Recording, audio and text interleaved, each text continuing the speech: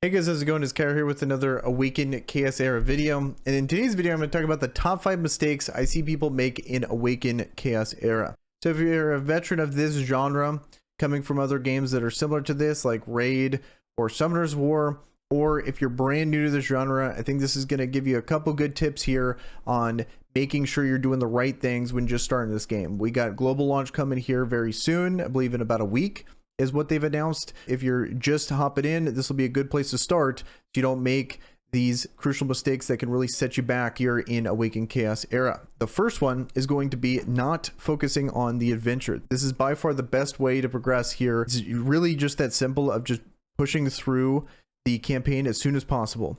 The goal is going to be getting to Mythic campaign as soon as possible, because once you get to Mythic, the rewards are just infinitely better in what glyphs drop, what gear drops, because what ends up happening is when you're stuck on hard mode and easy, is the drops are just not nearly as good. The gear is still only 3-star. It's just a whole bunch of borderline useless equipment. Whereas once you get to Mythic, the game really unlocks for you, because then you'll be finally getting 5-star gear, and you'll be getting the currency resources to be able to actually unlock your higher end version of these glyphs.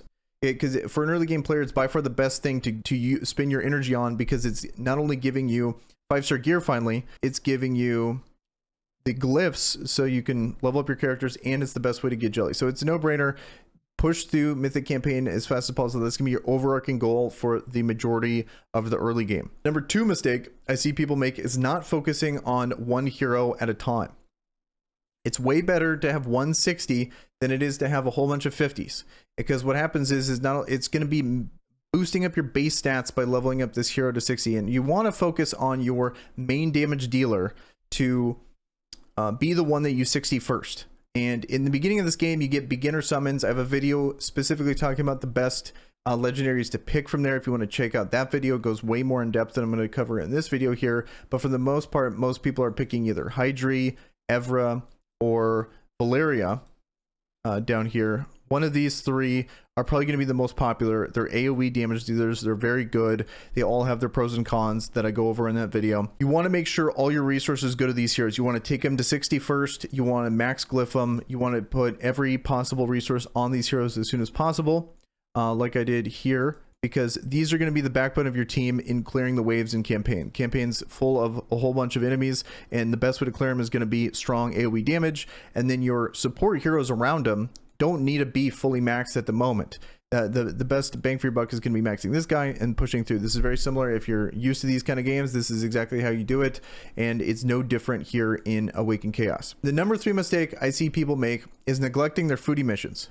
There's a lot of good rewards here, and then they're really great, especially when you're brand new, is they keep you on the right track on what to do. It's like a combination of, this goes very far into the game, but also kind of keeps you on as a newer player. It's kind of like a beginner guide on what to do and where to go, and make sure you're doing these, because a lot of these things that it does, unless it's something permanent that you can't go back and do, they're not retroactive. So if you do it, like for example, there'll be a lot of them that say complete advanced summon 10 times.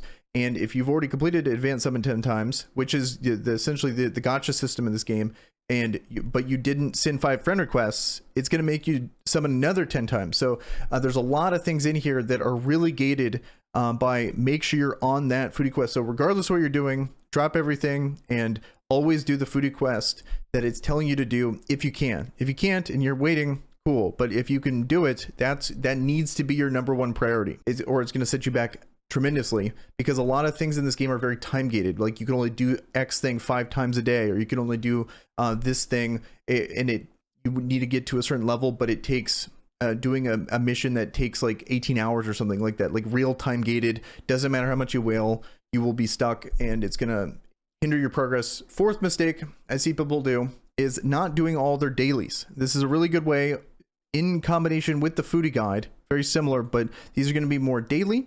And here they are. You look at your quests, it just kind of gets you, helps you get an idea of what the game's going to be like. For example, if we just follow what it says here on the daily quests, clearing No Man's Land 3 times, this is the way you farm books in this game, or be able to farm abilities for characters.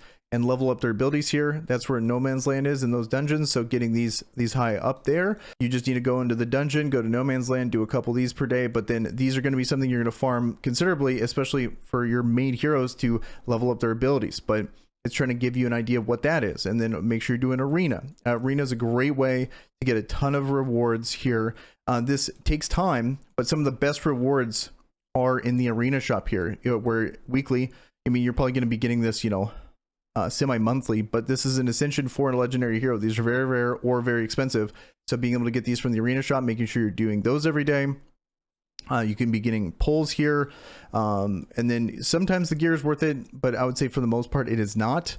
You really don't want to be spending all these coins here on a piece of gear, but there's a lot of good stuff. Abaddon is an amazing hero. This is one of the rarest heroes in the game. Also one of the best heroes in the game. That I'll probably do a video on here specifically, but he's amazing. You can pick him up from, a very slow farm, but you can get him from the arena shop. So make sure you're doing your dailies.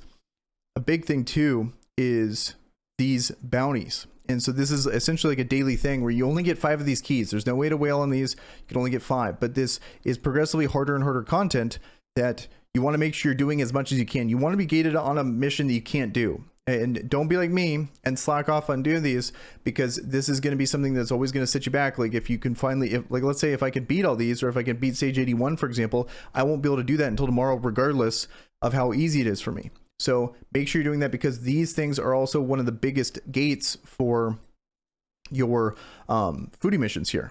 Like these right here, this is going to be some of the hardest things to overcome when it comes to this. So if you are not doing these immediately, like starting right now, and then you get to that point where you're stuck on, you need like bounty hunt 30 or bounty hunt 40, that's going to be six days, maybe 2 weeks until you can finally do that. So make sure you're doing those every single day.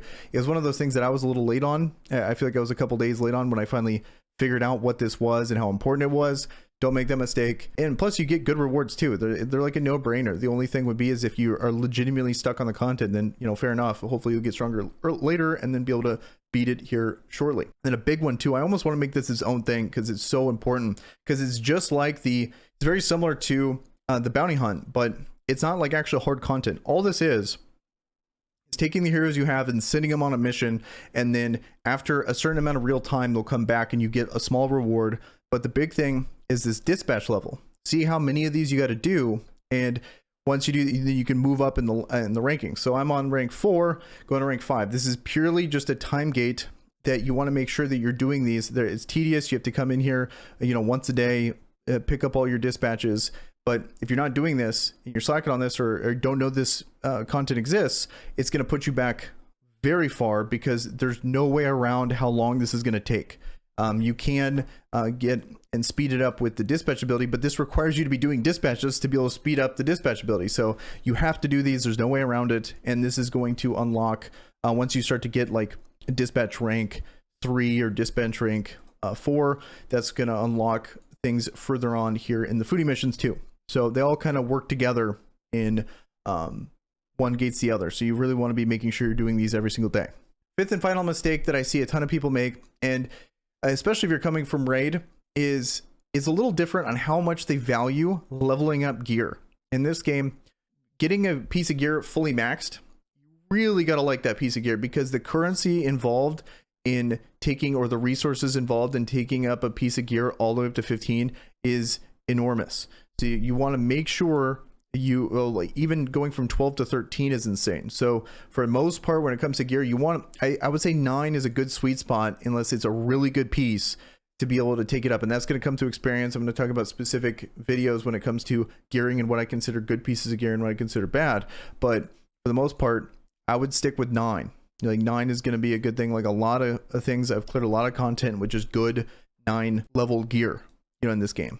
And so if you're really wanting to fully max it, it got to be a great piece. Most of the time it's a damage piece to help you push through content. A lot of my damage pieces I've for some of my main carries, I've taken to 15, but that's, just kind of like a rule of thumb there. When it comes to survivability pieces, you don't need to take them that far. And the big difference in how many resources it takes is astronomical. It's like night and day. You can take something easily to 9, but then it would take like 10 times that amount to go from 9 to 15. So keep that in mind when you're leveling gear. A lot of your gear from the early game all the way up until when you finally start to farm level 12 dungeons, which is going to be very far in the future, that's when you finally get good gear. So all the gear in the beginning is not great. Keep it to 9, maybe 12.